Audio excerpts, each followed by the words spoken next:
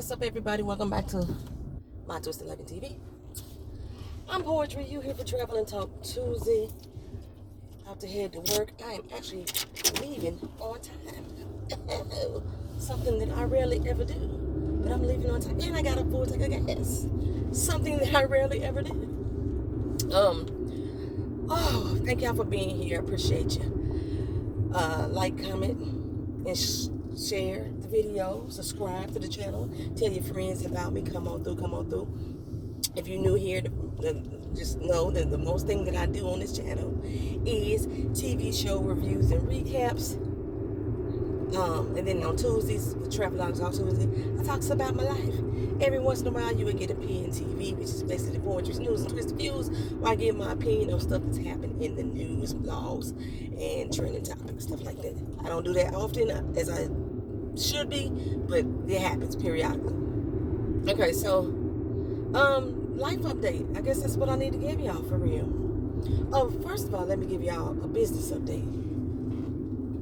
Okay, I had some stuff go on unexpectedly that caused a delay in shipping. So if you have placed orders with me last week, anytime from Sunday through Saturday, all shipping orders were delayed. Even if you received the email confirmation saying your order has been shipped, because we had packaged the orders, printed the labels, got them ready to go out, but they didn't go out because of everything that was going on. So I put out a notice on, I think, on all those platforms to let y'all know the shipping was delayed, and they will resume as of tomorrow. Shipping will resume as of Wednesday, which is our normal shipping day. Anybody that was charged for shipping, I am automatically refunding you your cost for shipping. And I'm automatically going to upgrade whatever your shipping status was to the next fastest method, if available. Because I don't use express mail, so if you already paid for priority, you're still getting priority, but you're getting refunded for the cost of the priority, if you understand what I'm saying. So that's that.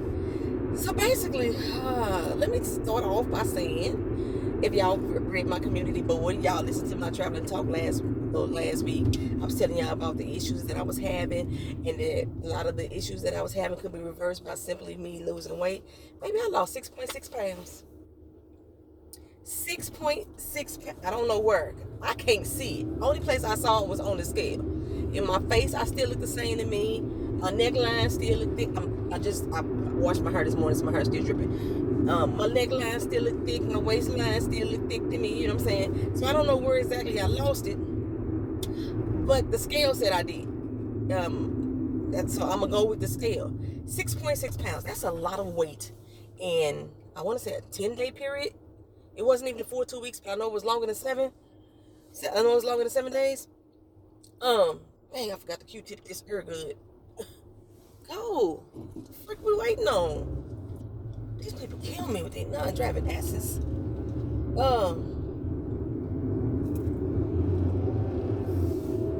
Yeah, so 6.6 pounds is a lot of weight to lose in that short period of time. You know, you lose weight that fast, you could revert back just as fast. You know what I'm saying? Sometimes with more weight. So I'm trying to be very mindful about what happened. But only thing I've done, y'all, I still have not got into an exercise routine. Y'all know I still work hard every day at work. I walk about 10 hours just at work alone in my office, and when I'm out with the clientele and everything, I walk 10 miles. Got my watch on again today so I can track that again and make sure that that's not 10 miles. Is it 5.5 miles, I think? Because I get my 10,000 steps. My 10,000 steps equals about 5,000 miles. Maybe about 5 miles. Not 10 miles, 5 miles. Okay, so I'm still doing that, you know. Don't hop your monkey ass over here. You was just over here and you went over there, make your fucking mind up.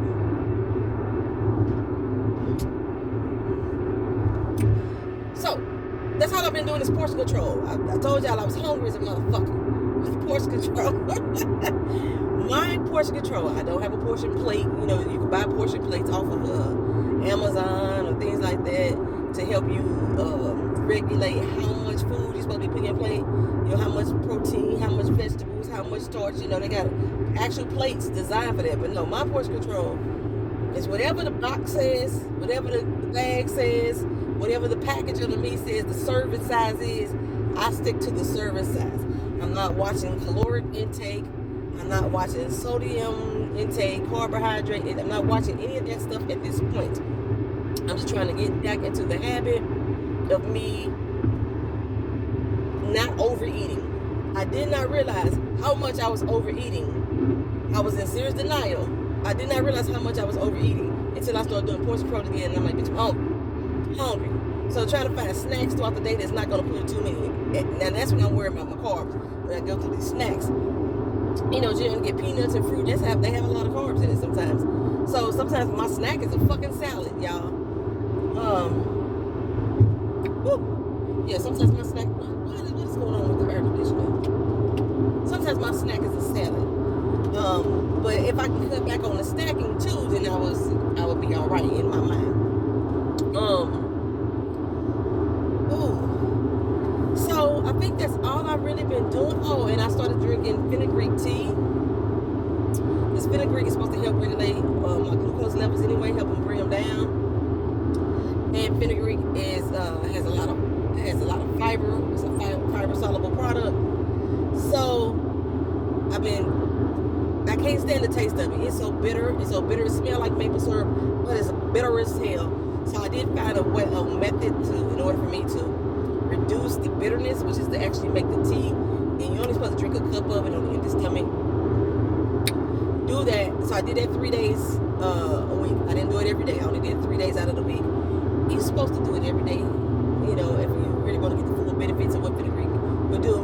But I didn't. 3 days. Shit, because I didn't like the taste of that shit. I didn't like the taste of it. Anywho, knocked it on back. A drop of honey, drop of lemon, boom, boom, boom. So that's the only thing I've done. And when I got on that scale, they said I was down 6.6 pounds. I was like, what? What the fuck? I swear I inspected my whole body. Like, where did it go? Where did it go? I wouldn't have no extra bowel movements that I was aware of. You know what I'm saying? Is it really just, hey? But that fenugreek also supposed to help speed up your metabolism and help you break down foods faster as well. So it might be doing something. I don't know. But we're gonna see. We're gonna see how I look. I'm not gonna get back on the scale again probably for another 2 weeks. I've been through the weight loss journey where I'm on the scale every day and freaking out. I'm trying to, oh my goodness, scale going up, scale not going down, I'm still moving around and all that stuff. I'm not gonna put myself back in that mindset. I got a lot of shit already on my mind. I don't need to have it on my mind either. So, once I get on the scale right now, it's so fucking random. That's why I say I think it was like about 10 days. I think that I had been on the scale the last time. So 6.6 pounds. I know people could lose more, but when you ain't trying, that's a lot, But anywho, so my issues that came up was damn sure medical, it was damn sure medical issues. Wednesday, I was not feeling my best at all at work. Had some shit going on with my body. So when I went to the doctor Thursday, I sat down and discussed it with my doctor, and what it all boils down to, because I'm not going to really get into details with y'all about specifics, what it boils down to is Monday, it's coming up Monday, I'm going to actually have a procedure done. It's supposed to help rectify or help reduce the issues that I'm going through.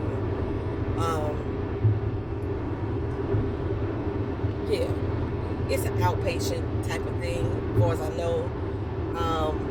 And surprisingly, I signed up for a goddamn clinical study. It's part of this. Y'all know how much I don't like, experimental medicines and shit like that. I'm signing up for a clinical study, but the clinical study, from what I can tell, is supposed to be something as simple as that is similar to ibuprofen. They've been dragging ibuprofen for a while now because ibuprofen is supposed to be fucking with people's livers and shit like that. So it's supposed to be a product that's similar to ibuprofen. I don't know if I'm gonna get that or get the actual placebo. I normally don't take pain medicine anyway. So whichever, if it work, it work. I'll probably be a very good test dummy because I normally, like I said, don't take painkillers. So if it knock out whatever the pain is gonna be after this procedure, then I can let them know it should work. Yeah, I'm gonna be in the test study that goes along with it. So on Sunday, I gotta take the stuff that they gave me twice. And then the day of my procedure, which is Monday, I gotta take it again. I don't have a set time for my procedure, which is what they're gonna do. And I'm not sure if this is because of C19 or this is just how this procedure normally works. They're gonna call me on Monday and say, come to the hospital right now. And that's how my procedure is gonna be done. I'm gonna come in right then. They're gonna prep me. Gonna do it. I should be in and out, and I think they said they give me a local anesthesia. I'm not going under, nothing like that. Get local anesthesia, and then I'm out the door. You know. So that's that. Well, I had to wrap my mind around what the fuck that I'm going through. I know I've been stressing like since I've been to Florida. Shit just been fucked up with my health. It's been going down here. I keep saying that. I need to stop saying that. I need to stop speaking that shit into existence. You know what I'm saying? So I need to stop saying that. But that's what I was going through on the mental spectrum of things, right? So I was like, I need a fucking day. I just need a moment. I need a moment. You know, your jacket say, I need a moment. I need a fucking moment. So I called my job and I was like, look here, I'm not coming in tomorrow. I'm not taking off as sick. I'm taking emergency annual. I need a fucking moment, right? You know, just to process all this shit. I let them know I got my procedure on the 13th, which is a Monday, which is one of the days they hate for us to take off work, but it's gonna have to happen. So I said, fine, I'm gonna take off and I'm gonna relax. She was cool with that. I had already called my replacement person, let him know you gotta go into work because I'm gonna be taking off. You know, they didn't let that motherfucker work. They sent him over to another office and told him there wasn't no work for him. That's bullshit because they didn't have a contract work. Anytime I'm gone, he's hired in as my replacement. Anytime I'm gone, he's supposed to replace me. But whatever. And I was gonna go in here and argue for him and defend him today, but I told him, when I talked to him, you need to speak up for yourself. I can't keep arguing for people, you know what I'm saying? That, you know, but he's new, so he don't know that they fucked him over. That's what he don't know. But anywho, well, he know now because I told him, but it's gonna be up to him to speak up now that he has the information and he's been fucked over. So come on, bitch.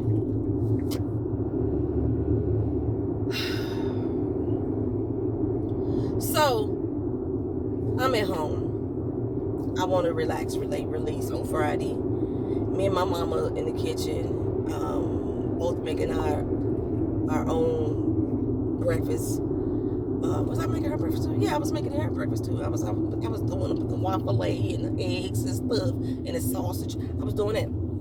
Okay, so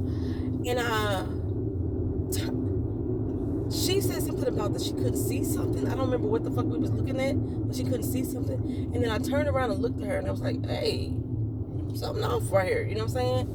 So I was like, we need to go to the doctor. Call your doctor.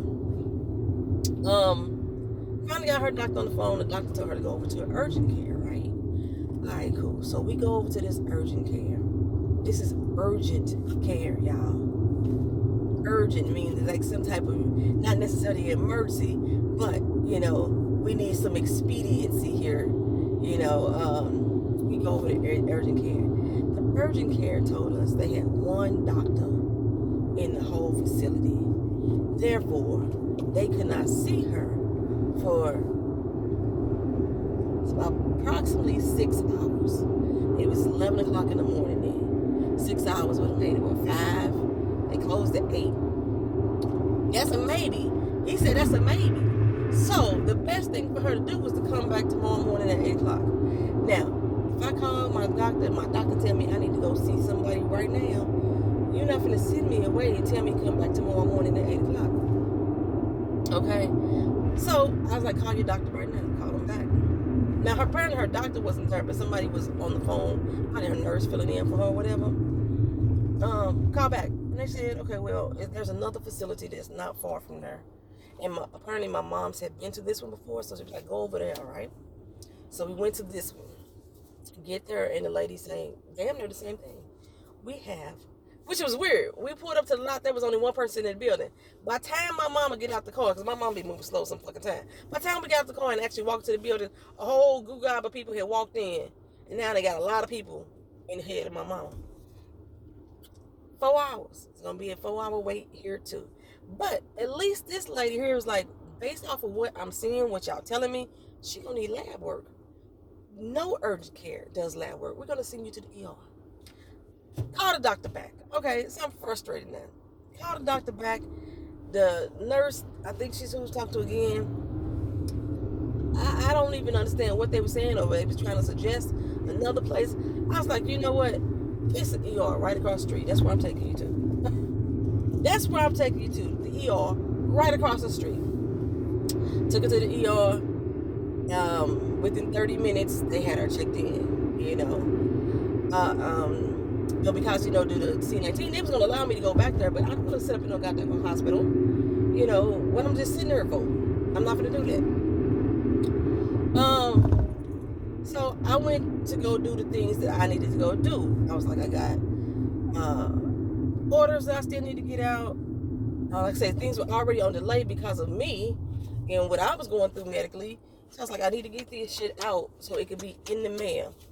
And when I realized all the stuff that I was going through, everything that I was dealing with that particular day, I was like, nothing is going to get done. Nothing is, because we had more orders come in. I still had nothing was going to get done. So that's when I put up the notice that, like, hey, shipping is delayed for everybody. Everybody. The only thing I can do is apologize. That's one of the things that I have to encounter when being an independent, business owner.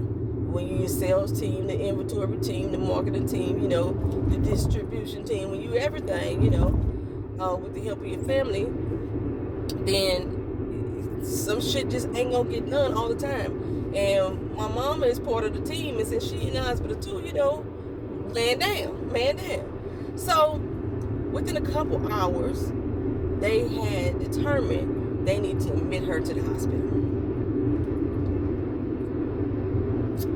So they were going to send her over to this other hospital because the place that we went to was strictly ER. That's all they did in their building was ER services.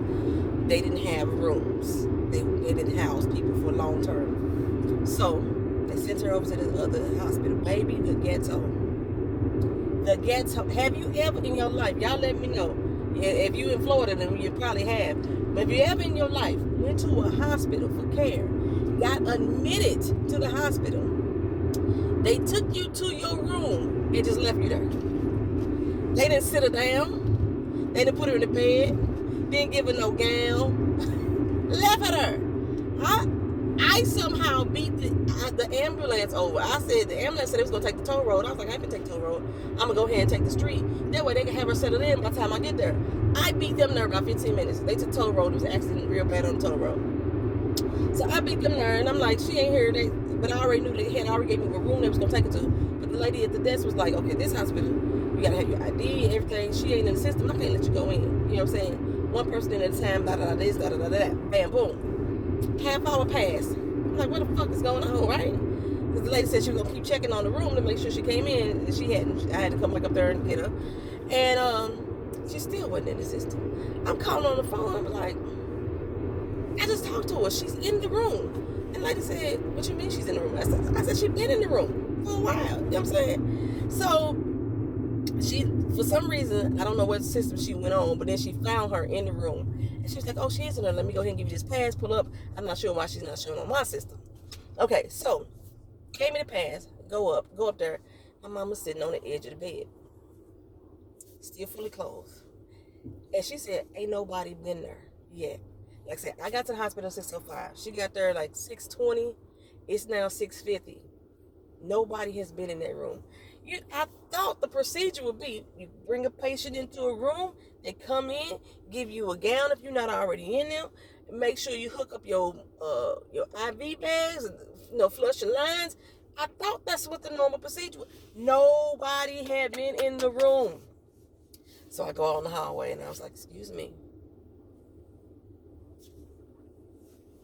Excuse me. Okay, that's first every time you do that, you go into the hospital, I don't care what it is. And if you work in the hospital, you know that y'all do this. I don't know why y'all do this. Somebody say, excuse me, y'all motherfuckers ignore them like they didn't hear you. Because they hoping you would go somewhere else. That's what it is. So I said it again. And I called this chick, right?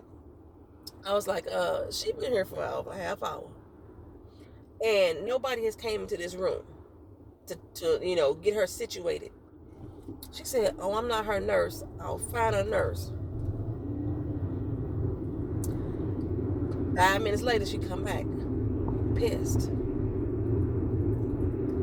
She was the nurse the entire time. The problem is, she was rushing around and she was like, I was like, she don't get no damn gown. Oh no, the tech came in first. The tech came in before the nurse did. And she was like, okay, whatever do you need? She was so just you giggling for. She was annoying me without her giggling. And she just like, all the fake happiness, the fake joy. Stop putting on airs. Okay, but she came in and it was like, no, did she get a gown? Somebody gonna put in the bed? Somebody gonna do this? You know what I'm saying? And then my mom's, diabetic. She had 8 since 11 o'clock that morning. Like she need her food, she need her medicine, something. The girl was like, well, the nurse will be in here soon and check you in. And I was like, well, do she get a gown? She's like, oh, you want a gown? What you mean, do I want a gown? I have been admitted to the hospital, honey. I'm here for the long haul. You're not gonna give me a gown? But most people wanna keep their clothes. My mom said, so you want me to sleep, get up in this bed with my street clothes on in the middle of a goddamn pandemic? You know what I'm saying? So she finally brought her a gown. All right. The nurse, like I said, came in like 5 minutes later. Oh, I don't know what she did. She came in. She couldn't get the doggone temperature machine to work.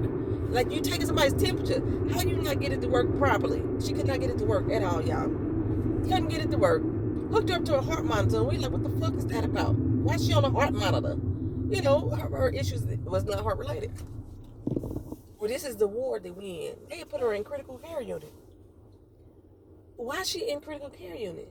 But my thing is, if she's in critical care, why is nobody treating her in a critical fashion?